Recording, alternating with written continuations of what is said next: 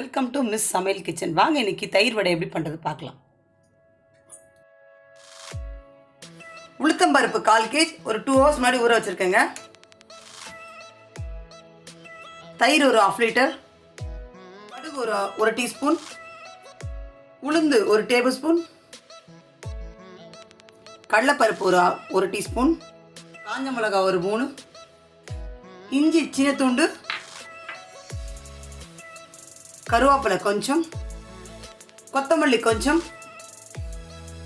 உப்பு தேவைக்கேற்ற அளவு. ஒரு மிக்ஸி ஜார் எடுத்துக்கோங்க, அதில் இந்த உளுந்து அரைச்சிக்கோங்க.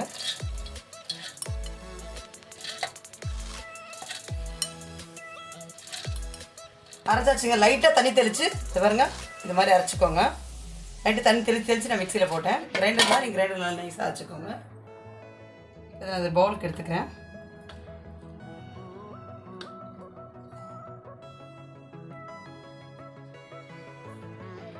எண்ணெய் காஞ்சிடுச்சுங்க.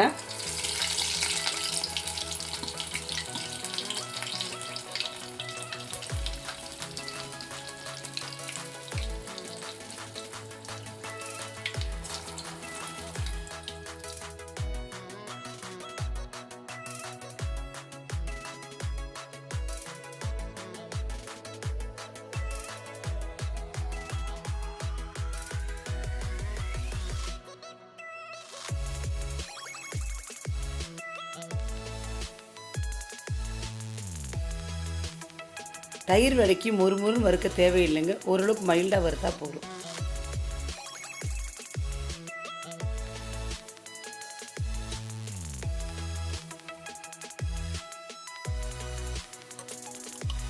இது மாதிரி எல்லா வடையும் சுட்டு எடுத்துக்கோங்க.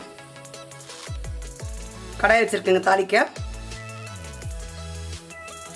கடுகு போட்டுக்கிறேன். கடுகு பொரியிட்டோம். கடுகு பொரிஞ்சிச்சுங்க. உளுத்தம்பருப்பு போட்டுக்கிறேன், கடலைப்பருப்பு,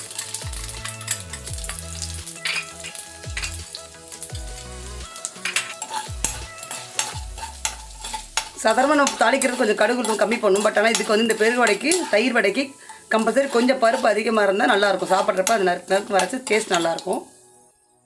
எடுத்து வச்சுருக்க இஞ்சி, காஞ்ச மிளகாய், கருவேப்பிலை, கொத்தமல்லி, ஸ்டவ் ஆஃப் பண்ணிக்கலாங்க. நான் தயிரில் தண்ணி ஊற்றி மிக்ஸியில் அடிச்சிட்டேங்க. இப்போ பாருங்கள், கொஞ்சம் தண்ணி ஊற்றி அடிச்சுக்கிட்டேன். இப்போ இந்த தாளிச்சதெல்லாம் கொட்டிடுறேன்.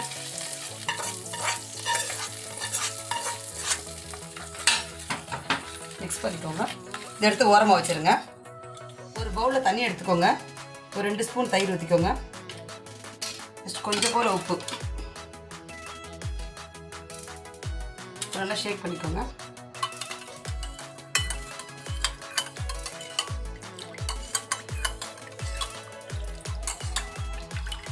இப்போ நம்ம எடுத்து வச்சிருக்க இந்த வடையை ஒன்று ஒன்றா போட்டுருங்க.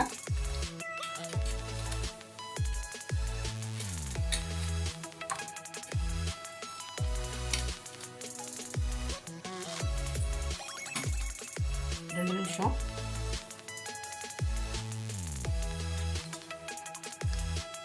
பரட்டிட்டு இந்த எடுத்து வச்சுருக்க இந்த தயிரில் போட்டுடலாம். ஓகே, ஊறிடுச்சு ஓரளவுக்கு. இதை எடுத்து ஒவ்வொன்றா அடி போட்டுக்கோங்க.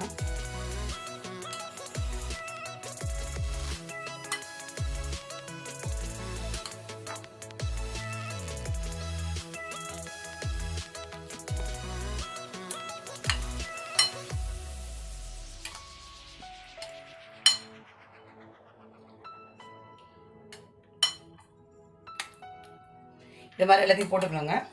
இதெல்லாம் டிப் பண்ணி போட்டாச்சுங்க. இங்கே பாருங்கள், ஃபுல்லாக ஊறிட்டு இருக்குது. ஜஸ்ட் ஒரு 1/2 hour ரெடி ஆகிடும் உங்களுக்கு.